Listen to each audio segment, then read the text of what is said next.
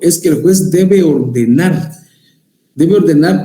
al responsable o al quien ordenó que se realizara en este caso el deslinde para que vuelva la circunstancia, para que vuelva el inmueble a las circunstancias primitivas en que estaba. ¿Por qué? Porque ustedes en la demanda pueden señalar que el deslinde o en este caso el apeo se hizo por ciertas personas, pero fueron trabajadores, pero fue ordenada por el poseedor o por el que se abrogaba circunstancias de propiedad siendo poseedor. Entonces, por eso que ese artículo regula de que se le va a ordenar a quién lo hicieron o a quién ordenó que se realizara esta actividad material de apeo o deslinde.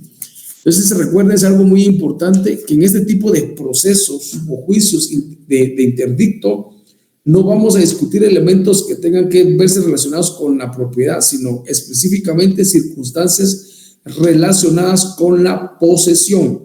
Y como recomendación, este proceso apréndanselo con relación a cuáles son las características importantes o los elementos importantes del escrito inicial y la prueba que se debe proponer obligatoriamente para que su demanda tenga un escenario bastante favorable, que es el reconocimiento judicial que obligatoriamente debe practicarse. Si ustedes no lo proponen como tal, su demanda pues va a tener un escenario futuro no muy favorable, porque si el juez no se constituye el lugar de los hechos para poder establecer de qué forma se dio el deslinde en este reconocimiento judicial, va a ser materialmente difícil en un alto porcentaje que la demanda les vaya a ser favorable. Ahora tenemos también como juicio interdicto de la obra nueva y peligrosa. Por favor, que alguien me apoye dándole lectura al artículo 263.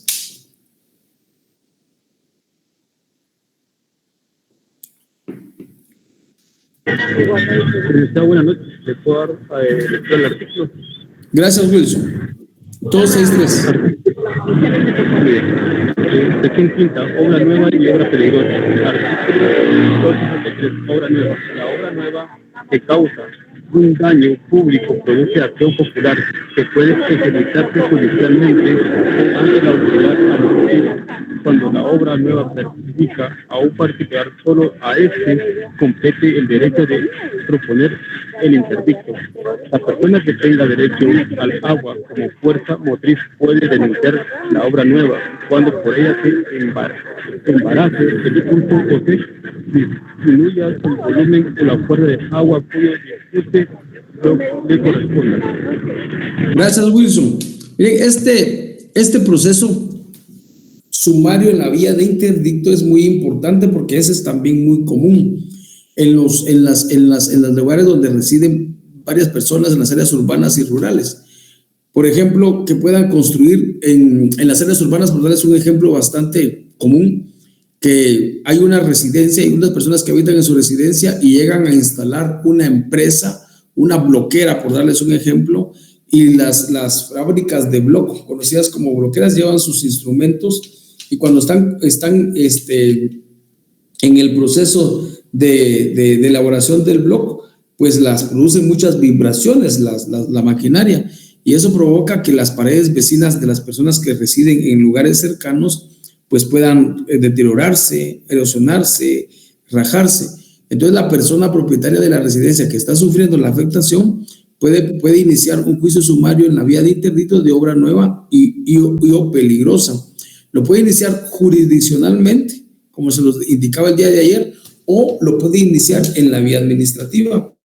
Jurisdiccionalmente, pues acude a un juzgado de primera instancia civil o puede también conocer un juzgado de paz que tenga la facultad de conocer procesos civiles para presentar la demanda, o puede acudir también en la vía administrativa ante la municipalidad del lugar, pero en este caso en particular tendría que acudir ante el juez de asuntos municipales para plantear su escrito inicial, su demanda. Solo que en este caso en particular conoce la municipalidad por un elemento muy importante, que la municipalidad es la encargada de dar las licencias de construcción, y para que se otorguen las licencias de construcción, pues la persona solicitante o la persona beneficiada con la licencia tiene que cumplir una serie de requisitos, y entre eso están la planificación, estudios de impacto ambiental y demás requisitos administrativos que se deben cumplir.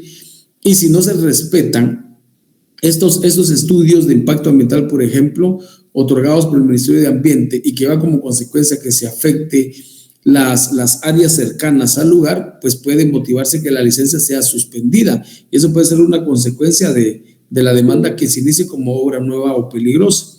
Y en el caso de la vía jurisdiccional, pues lo mismo. Si alguien me apoya dándole lectura del artículo 264, por favor. Buenas noches, licenciado. Buenas noches, Norma. Artículo 264, suspensión de la obra. Si el juez lo estimare justo, podrá acordar la suspensión inmediata de la obra, pero el dueño de ella quedará facultado para continuarla si diere garantía por las resultas del juicio y por los daños y perjuicios. El juez, sin embargo, le permitirá las obras que sean absolutamente indispensables para la conservación de lo edificado. Contra esta resolución no cabrá recurso alguno. Vamos. Esta parte es muy importante porque nos establece el procedimiento muy sucinto, muy simple, porque le da la facultad al juez que pueda realizar la suspensión inmediata de la obra.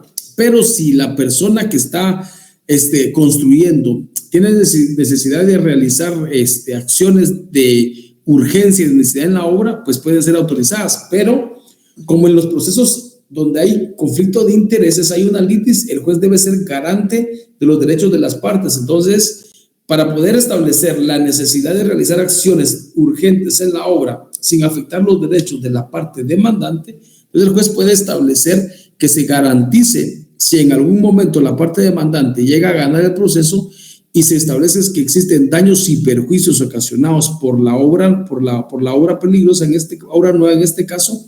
Entonces, para garantizar las resultas del proceso, pues el juez puede establecer cuáles serían las garantías que deben darse por la parte demandada para que se puedan de alguna forma motivar o tener por cierto de que van a ser resarcidos los daños o perjuicios ocasionados por la parte que resultara afectada. ¿Cuáles son los daños y perjuicios que se pueden ocasionar según lo que regula el Código Civil? Un daño, por ejemplo, es que se derrumbe la vivienda que pueda resultar siendo afectada. Ese es un daño. El perjuicio que puede ocasionar es que esa vivienda, la persona que demandó, la utilizaba para arrendarla y le provocaba una renta mensual de 1,000 quetzales. Entonces, el daño es el valor de la vivienda y el perjuicio es los ingresos que la persona dejó de percibir como producto de la renta que estaba percibiendo mensualmente. Entonces, esa parte, para darles un ejemplo, es lo que se debiese garantizar al momento que el juez permita que se realicen las acciones urgentes para poder realizarse, en atención a que puede ser perjudicada la obra nueva si no se realizara, pero debe garantizarse las resultas del proceso, en este caso si el demandante fuera beneficiado con la demanda. Bueno, ahora nos vamos al 265, que es de obra nueva y peligrosa. Si alguien le puede dar lectura al artículo, por favor, 265. Yo le ayudo. Artículo 265, obra peligrosa. Si la obra fuera peligrosa o la construcción por su mal estado pudiera causar daño o si existieran árboles de donde puede provenir, el juez dictará en el acto las medidas de seguridad que juzgare necesarias o el derribo de la obra, construcción o árbol sin ulterior recurso. Esto es algo muy importante porque la obra peligrosa, en este caso ustedes tienen muchas similitudes con relación a la obra nueva, porque la obra peligrosa a simple vista se puede ver de si puede provocar un daño o racionalmente la persona que demanda no va a conocer técnicamente cuál puede ser el peligro que pueda provocarle la obra nueva como tal.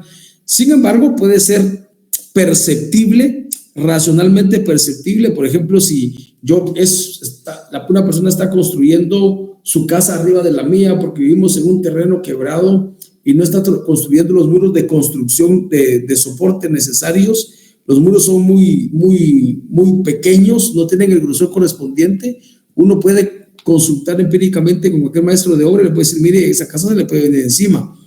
Entonces ustedes pueden urgentemente presentar una demanda de obra peligrosa y el juez está en la obligación, en este caso, de emitir las acciones necesarias correspondientes para prevenir los riesgos que pueda incurrir la parte demandante. Y algo muy importante es que contra lo que resuelva el juez no cabe recurso alguno, o sea, no se puede presentar ningún recurso. de los que establece el Código Procesal Civil. Pero, por ejemplo, si ustedes fueran la parte demandada y no están de acuerdo con las medidas preventivas que el juez está emitiendo para prevenir cualquier daño que pueda causar la obra peligrosa, y este artículo 265 establece que ustedes no pueden presentar recurso alguno como abogados y abogadas, ¿ustedes qué harían? Si su cliente les dice, mire, me están demandando, me presentaron medidas preventivas para prevenir un supuesto daño que yo sé que no se va a ocasionar, la ley no permite que presente recurso alguno, pero yo quiero que usted actúe y que me dejen seguir, que yo no voy a realizar esas medidas preventivas porque no es justo, el juez me va a poner a gastar innecesariamente. ¿Qué acciones iniciarían ustedes? Si la ley establece que no pueden presentar un recurso, ¿qué acciones iniciarían? ¿Sería un amparo, Lic? Escucho respuestas.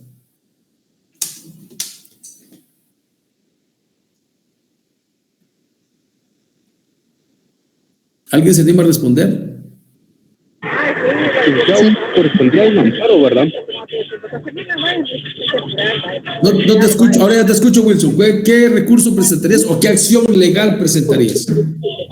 Sería la acción de amparo. El compañero dice la acción de amparo, Lic. Manda. La acción de amparo. Mucho se le escucha, ¿verdad? Alguien que quiera participar, no mucho le escucho a Wilson. Buenas noches, licenciado. La acción de amparo. La acción de amparo, ¿por qué? El artículo 263, esa norma, el artículo 265 establece de que ya no cabe ningún otro recurso. O sea que se agotó la vía ordinaria, se agota la definitividad. Entonces, cuando ya no hay recurso ordinario que presentar, se agota un principio importante que es la definitividad, porque se agotó la vía ordinaria. Entonces, la única acción que podemos presentar es la acción constitucional de amparo.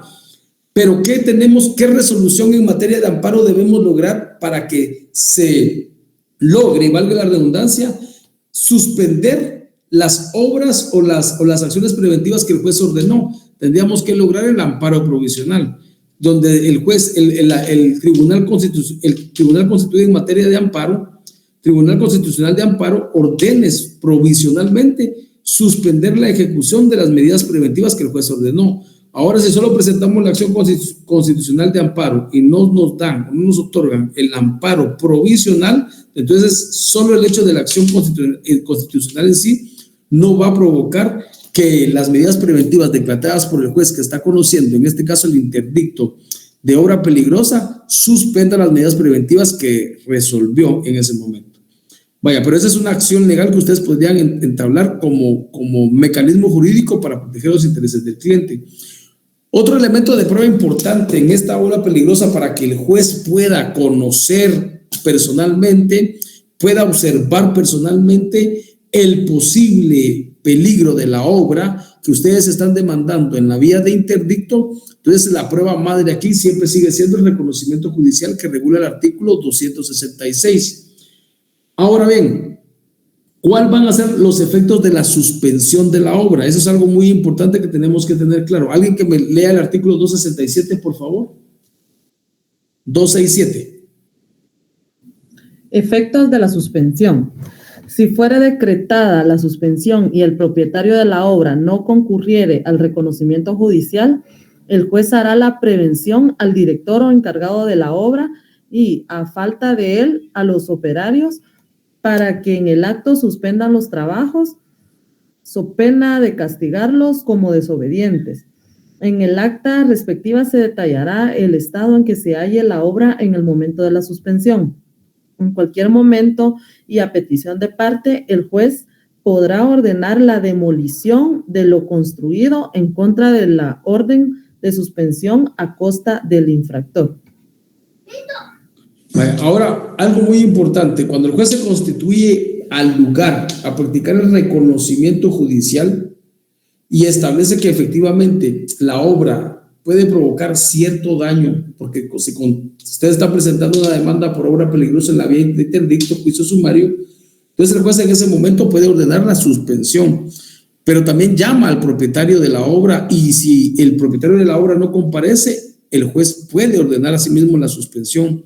Si los trabajadores o el propietario no atienden esta medida preventiva de la suspensión de la obra, Entonces el juez puede dejar la prevención o el apercibimiento que en dado caso no se atendiera lo resuelto de la suspensión de la obra, puede certificar lo correspondiente por el delito de la posible desobediencia al Ministerio Público para que se inicie una acción penal en contra del propietario o los responsables de continuar las acciones de construcción que están dando como resultado la obra peligrosa. Pero es una medida muy preventiva y por eso les compartía hace un momento que la prueba madre en este tipo de procesos, que es muy importante que ustedes la señalen, porque si no casi que inician una demanda ya perdida, es el reconocimiento judicial. Ahora bien, cuando el juez resuelve la suspensión de la obra, ¿qué tipo de resolución emite? ¿Una sentencia? No. Vuelva, lea ¿qué tipo de resolución emite o cómo se denomina la resolución que emite el juzgador cuando decide suspender la obra? ¿Un auto, quizá?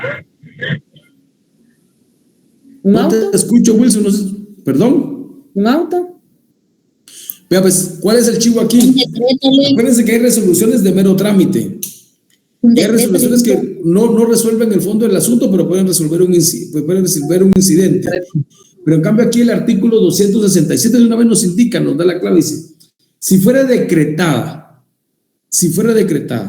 Entonces, ¿cómo se denomina la resolución? Un decreto. Es un decreto, es una resolución de mero trámite. Muy bien. La sentencia, veamos qué establece la sentencia, artículo 268, por favor. ¿Alguien que me ayude dándole lectura? Artículo 268. Artículo 268. Sentencia. En la sentencia, el juez resolverá sobre la procedencia de la suspensión definitiva o de la demolición de la obra, condenando en costas al vencido. Si procediera a la suspensión definitiva, se ordenará la ejecución inmediata del fallo. Si se procediera a la demolición de la obra, se fijará término para llevarla a cabo a costa del demandado. Esta parte es bastante complicada. Si el juez resuelve la suspensión, pues lo que está de la obra se queda en ese momento. Pero si el juez resuelve la demolición, hay que botar, como se indica coloquialmente, la obra y hay que hacerlo. Este tipo de casos es muy frecuente en la Antigua. La Antigua tiene una ley muy específica que crea la ley del Consejo de Protección de la Antigua. Y ahí en la ciudad de la antigua Guatemala, tener una residencia, tener un inmueble, una casa de habitación es muy complicado, porque ahí ustedes tienen que tener licencia de construcción de la Municipalidad de la Antigua Guatemala y tienen que tener licencia de construcción del Consejo de Protección de la Antigua. Y ustedes para construir en la ciudad de la Antigua Guatemala, donde está considerado como patrimonio cultural de la nación, tienen que construir y en la licencia o en la solicitud de licencia ustedes tienen que presentar planos y cumplir los requisitos de materiales de construcción. Y ustedes tienen que pagar a un arquitecto conservador, así se les denomina, para que sea quien presente la solicitud y cumpla los requisitos de construcción que van a ser autorizados por el Consejo de Protección de la Antigua, protección o conservación de la Antigua, no recuerdo el término correcto. Sin embargo, ¿qué pasa? Muchas personas vienen y construyen sin pedir la licencia porque sus inmuebles no están a orilla de calle, sino están un poco metidos en callejones, pero ahora el Consejo de Protección y Conservación de la Antigua utiliza drones para supervisar. Y cuando logran observar que hay construcciones no autorizadas, se constituyen, hay una unidad que se llama Unidad de Control de Calidad, ¿recuerdo? Se constituyen al lugar y al verificar que no hay licencia, y si no hay licencia no están cumpliendo con los requisitos de construcción, inician acciones penales en contra del propietario del inmueble. Ya, acciones penales, la persona no va a quedar presa porque las penas no superan los 5 años, pero inician acciones penales, o en este caso pueden iniciar un juicio sumario en la vía de interdicto de obra nueva, o en su caso obra peligrosa porque atenta contra el patrimonio cultural de la nación. Y en este caso en particular el juez podría resolver o suspende la obra o porque afecta el ornato y el patrimonio de la ciudad de la Antigua Guatemala, la demolición en este caso de la obra, en definitiva. Y yo en la Antigua he conocido un caso en particular, bueno, les hablo tan normal de la Antigua porque la mayor parte de las personas visitan Por donde está la Merced se construyó una casa de segundo nivel y era de un colega abogado. Llevó como 15 años el proceso y al final tuvo que demoler su segundo nivel porque construyó sin licencia. Entonces, esa parte es muy importante. Y las municipalidades, porque no actúan administrativamente con todo el peso o rigor de la norma administrativa municipal, en este caso las licencias de construcción, porque ellos podrían iniciar su propio procedimiento interno y resolver la demolición de la obra si la obra fue construida sin autorización o provoca algún riesgo, o si es una nueva obra que se construyó sin ningún tipo de autorización, pues promover la suspensión de la obra. Para darles ejemplos prácticos, pues en estas circunstancias se pueden dar este tipo de casos, este tipo de procesos. Sí, Jessy. Buenas noches. En este caso, Buenas noches, Jessy. la obra peligrosa podríamos usar como ejemplo. Sí, ¿no me escucha? Ahora sí, ahora ya. Sí. Perdón.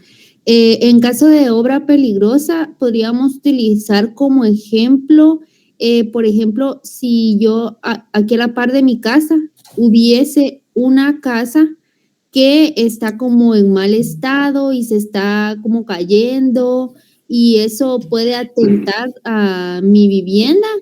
En ese caso, yo puedo iniciar un proceso de obra peligrosa porque puede caerme algo a mi casa o algo así. Así es, puede iniciar un juicio sumario en la vía de interdicto de obra peligrosa y solicitar como acciones preventivas que el juez resuelva que el propietario de la casa inicie acciones inmediatas. Por ejemplo, si es una pared que se está cayendo o ya está inclinada, pues el juez puede pedirle al propietario del inmueble que contrate un albañil para que realice las acciones urgentes necesarias para evitar que esa pared se caiga. O en su caso, si el riesgo es muy alto, pues que la pared sea demolida. Por eso es muy importante y como elemento de prueba, cuando usted presenta la demanda, el reconocimiento judicial es importante y promoverlo y motivarlo. En los procesos judiciales, cuando uno está litigando, la procuración es muy importante. No es solo el hecho de presentar la demanda, sino procurar el expediente y en este caso en particular, en este juicio, en este tipo de procesos de obra nueva y obra peligrosa, ustedes pueden requerirle al juez el reconocimiento judicial y pueden procurarlo para que cuando el juez admite a trámite la demanda, de una vez fije fecha, fije hora de practicarse el reconocimiento judicial cuando el riesgo es muy fuerte, pero sí puede iniciarse como tal. Y también podría ser, por ejemplo, si por esa casa entra humedad y está afectando a mi casa esa humedad. Una obra peligrosa es la obra que provoca cualquier daño. Un daño no es un peligro como tal. Una obra puede provocar cualquier daño. Si la obra provoca humedad, hay una construcción a la par de su casa, esa obra provoca humedad a la pared de su residencia. Esa humedad provoca moho. Ese moho afecta a su salud, constituye un daño como tal, constituye una obra peligrosa. No obra nueva, pero sí una obra peligrosa. Entonces usted tiene que acreditar en su demanda el daño ocasionado, ¿verdad? Y las circunstancias que se están dando. Puede incluso adjuntar a su demanda un dictamen de un arquitecto, de un ingeniero que establezca gráficamente como un informe por qué se están dando, por qué la pared se está humedeciendo. Yo lo que haría también es, si me ha afectado mi salud por el moho que se produce, un certificado médico que pueda establecer en qué situación me encuentro para pedirle al juez en mi demanda que se solicite una evaluación médica forense a mi persona o a las personas que han sido afectadas, para que el médico forense del INASIF establezca que la gripe o las circunstancias de afectación en salud que yo tengo son producto del moho que está allí. Y al establecer que puede ser producto de un moho que estoy yo respirando en mi casa, y luego el arquitecto o el ingeniero establece de que efectivamente las paredes están humedeciendo y se está provocando un moho, entonces yo ya hago la relación en lo que dice el técnico de la construcción y en lo que dice el médico forense para establecer el daño que me está ocasionando esa obra peligrosa y requerir las acciones urgentes para prevenir los daños que se están ya suscitando. Eso sí es lo importante. Gracias, Lic. ¿Claro la duda, Jess? Sí, Lic, ahí estamos. Gracias. Ahora hay algo muy importante que aprovecho para aclarar. Normalmente cuando hablamos del Instituto Nacional de Ciencias Forenses, INASIF, todos pensamos en el proceso penal, pero el INASIF es la institución del Estado que puede aportar pericias a cualquier proceso y son los únicos medios técnicos y científicos de investigación o en calidad de informes que el juez puede valorar en un proceso, sea penal, civil, laboral, en cualquier etapa que esté. De ahí ustedes pueden presentar un certificado médico, pueden presentar un informe técnico de un arquitecto, de un ingeniero, pero si no es presentado adecuadamente por el INASIF, no le van a dar valor probatorio porque la ley orgánica del INASIF establece que es la única institución del Estado que sirve también como auxiliar de la administración de justicia. Por eso es muy importante esa circunstancia. Bueno, para avanzar, veamos el juicio arbitral. El juicio arbitral es muy importante ya como la última materia en juicio sumario. Sin embargo, ustedes pueden observar en su Código Procesal Civil que tienen ahí a la vista que fueron derogados los artículos del 269 al 293. Fueron derogados como tal, como juicio arbitral. Y aquí se les voy a pedir favor que lean el decreto número 67-95 del Congreso de la República, que cuando entra en vigencia deroga lo que son los artículos 269 al 293. Sin embargo, expresamente no derogaron dos artículos, el 279 y el 290. Pero ya no se tramita en la vía sumaria como tal el juicio arbitral. Así que si les llego a preguntar en el examen de falso y verdadero o respuestas múltiples, que tramite una materia que se tramita el juicio en la vía sumaria es el juicio arbitral, y de ahí les pongo proceso penal, proceso laboral, proceso administrativo y aparece el juicio arbitral y me subrayan el juicio arbitral, ustedes se lo van a poner como mala, ¿verdad? Porque a pesar que todavía aparece el título 4 aquí como una materia que se tramita en la vía sumaria, juicio arbitral, repito, ya fue derogado por el decreto número 67-95 del Congreso de la República como tal.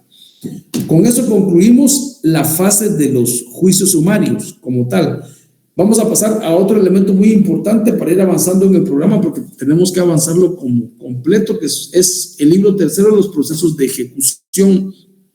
Hay dos tipos de procesos de ejecución.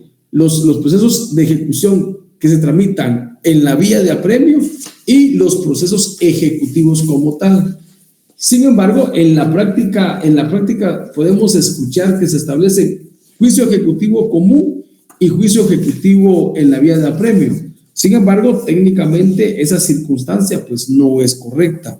La denominación correcta es juicio ejecutivo, que regula el artículo 327 del Código Procesal Civil, y juicio de ejecución en la vía de apremio, que se regula a partir del artículo 294.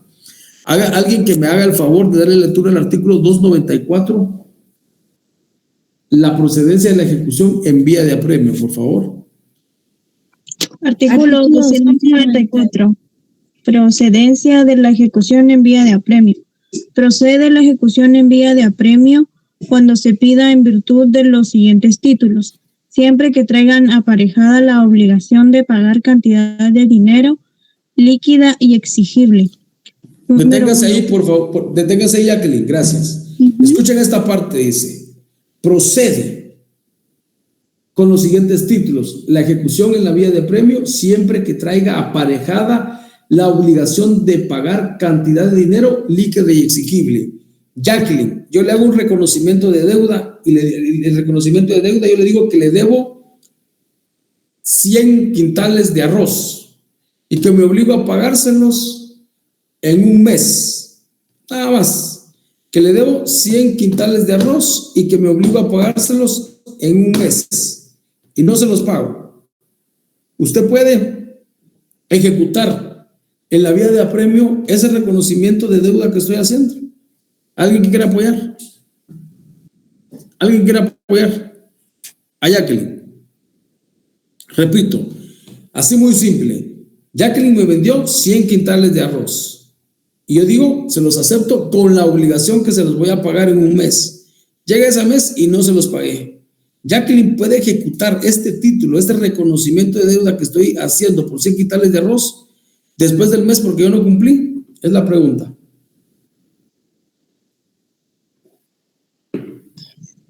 ¿Sí o no y por qué?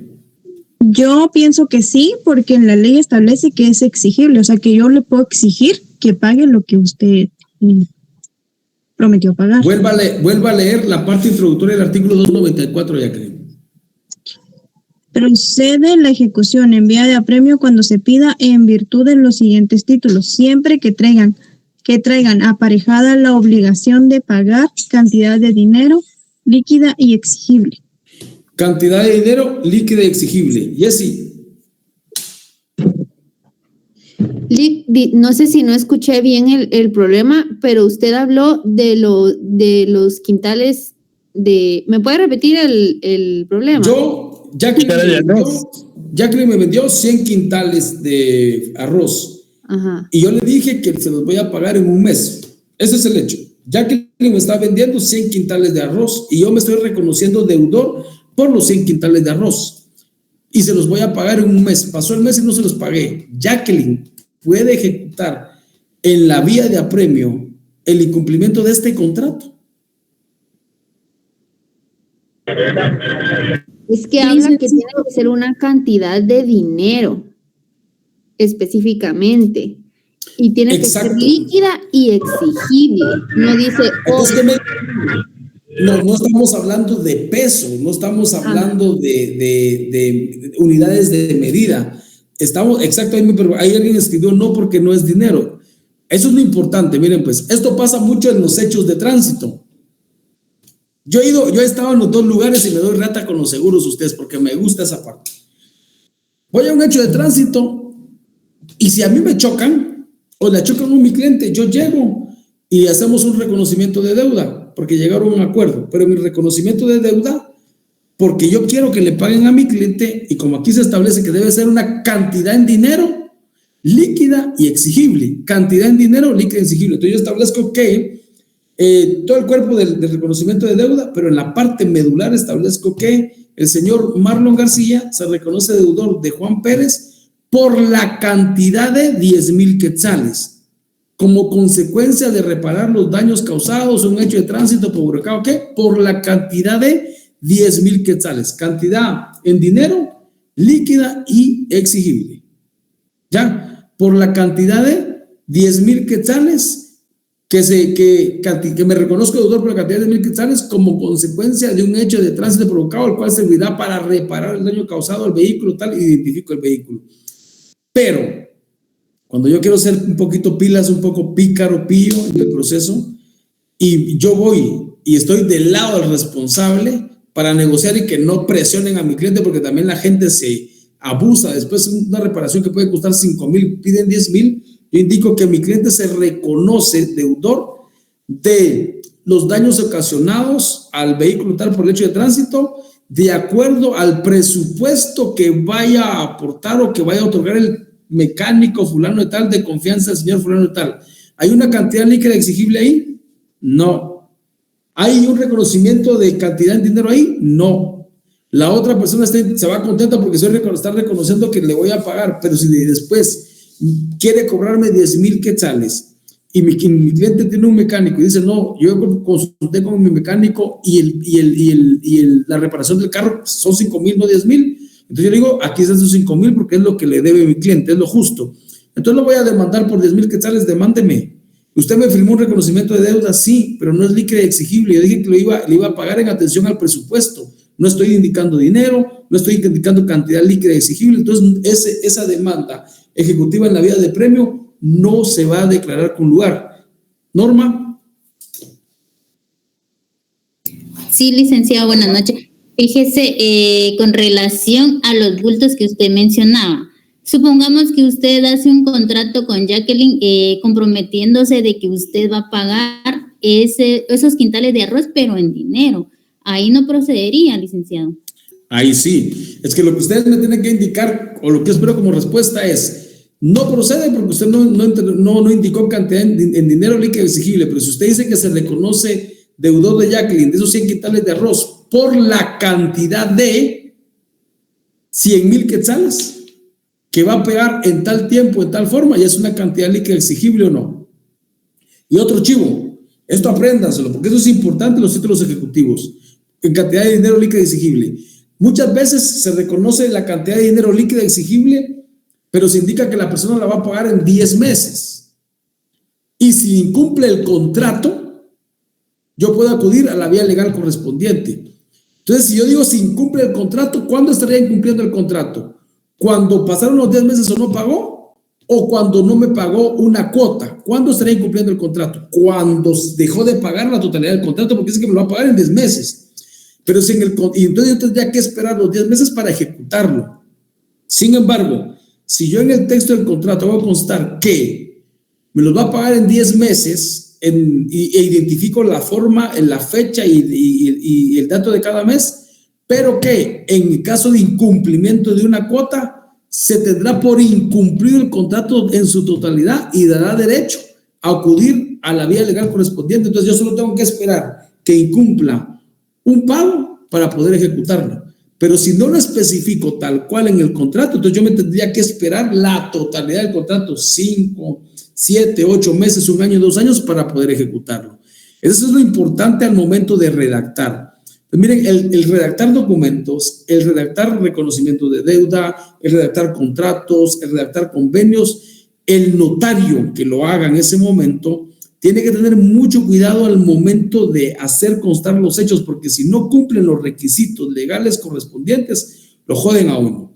Por ejemplo, en los hechos de tránsito, la persona dice, mire, yo vivo en tal lugar, y si la dirección está mal, y si la dirección está mal anotada, o si no colocaron la dirección donde se le pueda notificar a la parte que asume el compromiso de pago de cantidad líquida exigible, cuando ustedes acompañan esos documentos para tratar de requerir el pago o ejecutarlo, no va a proceder, porque no señalaron un lugar donde la persona iba a ser debidamente notificada. Entonces hay ciertos requisitos muy importantes que se deben cumplir. Bueno, esa es la primera parte del artículo 294. Ahora, ¿qué se tramita en juicio de ejecución, en proceso de ejecución en la vía ejecutiva?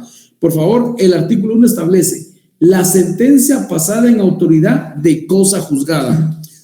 Cualquier sentencia pasada en autoridad de cosa juzgada se puede ejecutar en la vía de apremio.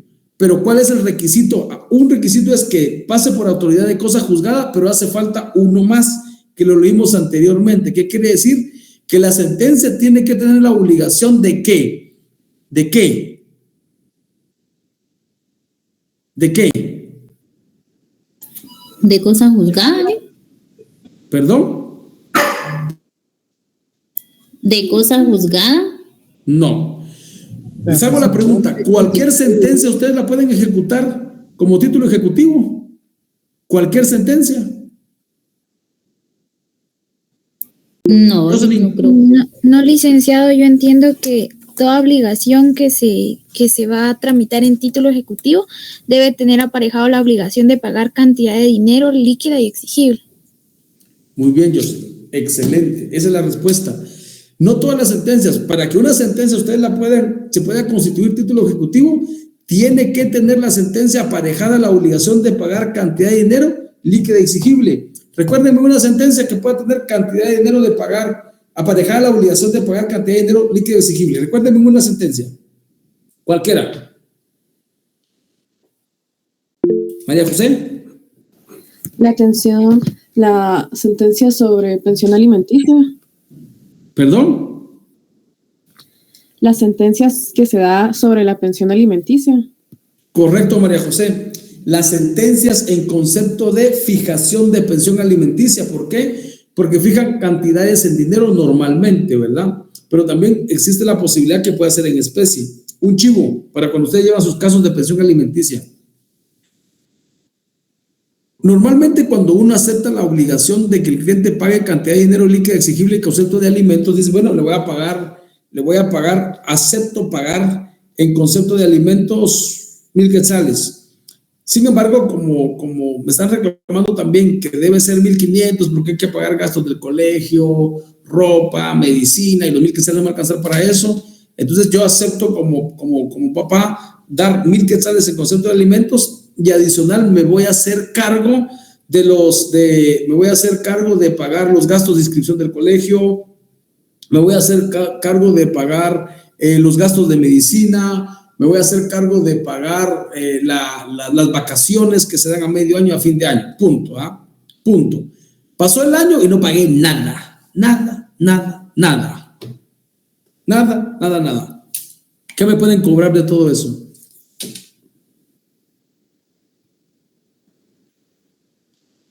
Es pregunta.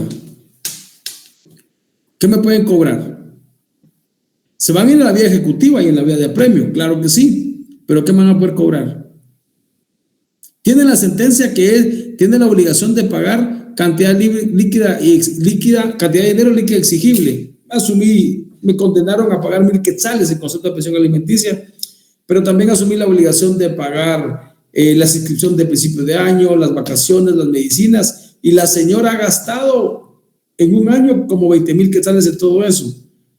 Si sumamos los 1,000 quetzales mensuales son 12, más los 20,000 quetzales que dice que pagó en inscripción, en recreación, en gastos médicos, son 32,000. La pregunta es, ¿me van a poder cobrar los 32,000 en una demanda ejecutiva en la vía de premio? Yo considero que no, licenciado. Voy a motivar. Fue un punto que me conteste, pero bien contestado. Pienso que no, porque la pensión se determinó en 1,500 y ahí es en donde se declara el monto que se debe pagar. Pienso, ¿va? ¿Cuál sería la respuesta concreta? ¿Me pueden cobrar entonces los 32,000, sí o no? No, licenciado. No, licenciado, porque tendría que ser los 15,000 quetzales o lo que dé los 1,500 anuales, que es lo que está en ley, porque en este caso sería como un trato con ella de todo lo extra que él está dando, pero en este caso solo sería lo que está en regla, lo que está en ley, que tendría que depositarlo a la cuenta que creo que el organismo judicial, o no sé qué organismo es el que da, para que se verifique que se está dando ese dinero. Una cuenta. ¿Cuánto va a cobrar Jennifer? ¿Cuánto va a cobrar? ¿Cuánto va a requerir en pago en un proceso de ejecución en la vía de premio? ¿Cuánto va a requerir entonces? ¿Quién? ¿El cliente que cobra o cómo? Me perdí. ¿Perdón? Espérame, ¿cómo? Yo soy el que no he cumplido. Bueno, pues, me condenaron a pagar 1,000 quetzales mensuales en concepto de alimentos. 1,000 quetzales mensuales en concepto de alimentos. Adelante. Sin embargo, también acepté pagar los gastos de inscripción de los niños, los gastos de recreación de medio año, los gastos de médico por problemas de salud. No pagué en todo el año, no pagué ya un año y la persona afectada en representación de los menores va a iniciar un proceso de ejecución en la vía de apremio. Pero me quiere cobrar los 1,000 quetzales que le dejé pagar mensualmente, que suman 12,000, y los 20,000 que ella indica que gastó también en concepto de inscripción en colegios, de gastos de recreación, de medicina, que suman 32,000. ¿Me va a poder cobrar los 32,000, sí o no? ¿O qué cantidad realmente me va a poder cobrar en un proceso de ejecución en la vía de apremio? Esa es la pregunta. Licenciado, pero si ya quedó en sentencia. Yes, sí. En este caso, sí tendría que poder cobrarlo si ella tiene facturas y todo lo demás, porque ahorita que usted lo está diciendo así, son los 12,000. 2 puntos. Suba 2 puntos. Si no le voy a decir a Alejandro, que aquí está Alejandro, mi compañero vecino, que él me conteste mejor. Lick, pero si la sentencia tiene la cantidad líquida y exigible de 1,500 mensuales. Entonces, ella lo puede ejecutar únicamente por esos 1,500 mensuales. Y lo demás... ¿Cuánto va a requerir en pago, Jessy? Entonces. Voy a hacer la... Matemáticas sí se la debo. Va, pero son los 1,500. Wilson. 500. Licenciado. 18,000 quetzales. 18,000 quetzales. Va, Wilson. Va, muy bien. Wilson. Muy bien, licenciado. Yo pienso que tendría que hacer cobrar primero que nada los 1,000 quetzales, más lo demás que él aceptó en el contrato, ¿vale? Porque hay que recordar que tiene que llevar aparejado cantidad de dinero líquida y exigible. Entonces, si él aceptó en el contrato que iba a hacerse cargo de los 1,000 quetzales más los digamos, declaración de los niños, tendría que él pagar el total, o sea, si son los 35,000 o la suma de los 1,000 por el tiempo que ha dejado de hacerlo, más los otros digamos, los otros rubros de recreación. Entonces tiene que pagar el total. Para mí tendría que pagar el total. Va, interpreten el artículo. Licenciado. 294 es el primer párrafo.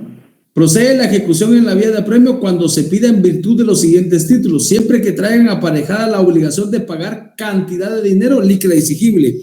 Les puso 2 ejemplos de un reconocimiento de deuda en un hecho de tránsito, de pagarle a una compañera ahí por cierta cantidad de quintales de arroz. Dina. Licenciado, así como en este caso, si se hubiera estimado una cantidad para colegio, para comida, medicina, ahí sí procedería el apremio y ejecutivo, ¿verdad? Pero como no se estimó una cantidad para eso, solo procedería los 1,000 quetzales, que sería el dinero, lo líquido y lo exigible, sería así. Eso es. Solo pueden cobrar la cantidad de dinero líquido y exigible. Entonces, ustedes quieren proteger a su cliente. Depende de qué lado estén, ¿verdad? Pero no vayan a ser abogadas y abogados demasiado perversos. Pero depende de qué lado estén. Ese tema de alimentos es muy delicado. Pero el tema de qué lado estén, si en algún momento puede darse un problema y ustedes quisieran que no presionen mucho a su cliente, entonces el cliente tiene que aceptar una cantidad de dinero líquido y exigible, una pensión alimenticia clara, cantidad de dinero, por ejemplo, 1,000 quetzales, 100 quetzales, 200 quetzales, 10,000 quetzales, y lo demás que la persona se comprometa a dar, los gastos de alimentación, gastos de inscripción, de educación, como no es una cantidad líquida exigible, aunque ella tenga facturas, aunque ella tenga recibos de pago, constancias de pago, certificados de algún contador, eso no lo va a poder reclamar. ¿Por qué? Porque ¿cuál es el título que ustedes van a utilizar para reclamar el pago? La sentencia, donde se fijó la pensión alimenticia, y la única cantidad líquida exigible que va a estar en la sentencia es el monto que la persona se obligó a pagar en concepto de pensión alimenticia, pero el monto en dinero que ahí se indica, los 1,000 quetzales o los 1,500 o los 2,000 o los 3,000, pero de ahí todo lo demás es cantidad en dinero líquida exigible, ¿no? Asumir el compromiso de que voy a pagar la inscripción de colegio, no. Ahora yo digo que me obligo a pagar anualmente un monto de 5,000 quetzales en concepto de inscripción de colegio. Eso sí es una cantidad líquida exigible, y si no lo pagué, me obligo a pagarlo. Si indico que me voy a obligar a pagar en concepto de recreación de medio año, de vacaciones, otros 5,000 quetzales, ya es una cantidad líquida exigible, la puedo requerir porque la sentencia lo va a indicar. Pero si solo digo que me obligo a pagarlo sin indicar cantidad de dinero líquido exigible, no lo voy a poder cobrar. ¿Está clara esa parte? Sí, licenciado, gracias. Ahora quedó claro, ya que todo lo que sea líquido exigible tiene que ser regulado en un monto, es decir, que se va a hacer a poder de pago de 1,000 quetzales, 2,000 quetzales, en una cantidad, tiene que estar especificado, ¿verdad? Es correcto, por eso la norma hay que leerla, pero hay que interpretarla. O sea, solo leer el artículo no me sirve. Tengo que leerla y tengo que interpretarla para darle forma, darle esa vida jurídica que tiene la norma. Entonces aquí es cantidad en dinero líquida y exigible. Cantidad en dinero es la clave. Jessy. Y el otro dinero, lo que gasté en recreación y todo eso, ¿se puede reclamar de otra forma o se puede iniciar? No, es caso perdido. Caso perdido porque ya lo gastó. A ver, abogada Jessy, como se dio cuenta que no la puedo reclamar, entonces ¿usted qué haría? Como ya no la puedo reclamar, pues no se la puede reclamar y se va a quedar así. Usted va a seguir gastando y no le van a reintegrar. Entonces, ¿qué haría? Le pido un aumento, un juicio de aumento de pensión alimenticia y hago constar con... ¿Me escucha ahí? Ahora sí. Sí. Inicio un juicio oral de aumento de pensión alimenticia y hago constar en las facturas que gasto más de lo que me está dando, ¿verdad? Ahí estamos. Esa es la respuesta. Ese es el abogado. Me metieron gol, está bien. Nos metieron gol al cliente y a mí porque acepté acepté que en la sentencia se indicara de que eran solo 1,000 quetzales fijos el dinero, cantidad exigible, y que él iba a pagar los demás gastos sin fijarlos en cantidad de dinero líquido exigible. Me metió gol. Pero ahora me voy a ir a un aumento de pensión alimenticia, voy a escarbar todos los ingresos que tiene y voy a hacer que en el aumento me pague lo que no me ha pagado. ¿Estamos? ¿Ya? Es buscar respuestas. Buscar respuestas. Es así funciona el derecho. Va. Ahí me hacen el favor de darle lectura, María José. Licenciado, solo una duda. Es que en el artículo 288 del Código Civil dice que se le puede indemnizar, o no sé si yo lo estoy interpretando de forma incorrecta. ¿Cuál? Vuélveme a repetir. En el artículo 288 del Código Civil indica que se le puede indemnizar a quien pagó los alimentos sin estar obligado a hacerlo. Sin estar obligado a hacerlo. Va, está bien porque ya estamos interpretando la norma, María José, y agradezco el atrevimiento. Dice que, perdón, María José, perdón, ¿va? Yo tengo la obligación de darle alimentos a un hijo que usted y yo tenemos, pero no lo hago. Y viene Wilson, el compañero, y dice, los conoce y él le va a dar, él, porque nos conoce, es amigo de nosotros, él se va a encargar de darle alimento a nuestro hijo. Pero él está obligado, Wilson, no. Él no está obligado, pero yo sí. Entonces Wilson puede repetir contra mí para que le indemnice. O sea, indemnizar es reintegrarle todos los gastos en concepto de alimentos que él hizo del hijo que yo tenía, pero porque él no estaba obligado. Pero en el caso que estamos viendo, estamos hablando de una sentencia de alimentos, porque estoy obligado a darlos. Son dos elementos diferentes. No sé si trasladé la idea, María José. Sí, licenciada, muchas gracias. ¿Me escucha? Ahora sí. Sí, muchas gracias, ya entendí. Va. Pero está bien, es que eso es lo que hay que hacer así exactamente hay que hacer para interpretar la norma. O sea, aplicar casos concretos o hipotéticos para poderla entender.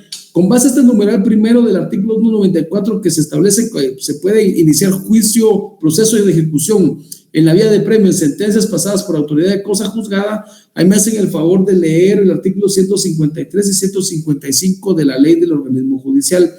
Ya para concluir, en el numeral 2 también nos habla o nos establece, el laudo arbitral no pendiente de recurso de casación como otro título ejecutivo. Sin embargo, aquí necesito que ustedes tengan cuidado con algo. Me ven la ley de arbitraje. La ley de arbitraje establece que ya no hay recurso de casación como tal para los laudos arbitrales, sino lo que establece es el recurso de revisión, y la ley de arbitraje regula su propio proceso de ejecución en el artículo 48. ¿Ya? Entonces, este numeral 2 como tal, en los títulos para ejecuciones en la vía de apremio, ya no aplica el laudo arbitral no pendiente de recurso de casación, porque sí se va a ejecutar el laudo arbitral, pero con una norma específica, en este caso la ley de arbitraje, y me leen el artículo 48, por favor. Bueno, no quiero cansarlos, les agradezco bastante, agradezco que cada vez participan más. Los compañeros que me toman nota de las participaciones se conectaron. Buenas noches, sí, licenciado. ¿Me tomaron nota, Francisco? Sí, tomé nota. Dina Maldonado, por responder la pregunta, tiene 2 puntos, ¿verdad? ¿Qué manda? Dina Maldonado, por responder la pregunta que usted dijo, tiene los 2 puntos extra. Muy bien. Los dejo descansar entonces. Muchas gracias por su participación y la tolerancia conmigo. Les deseo feliz noche. Que estén bien. Saludos. Feliz noche, licenciado. Que descanse. Feliz noche. Feliz noche, licenciado. Feliz noche, licenciado. Saludos a todos. Me voy a salir con mis 2 puntos.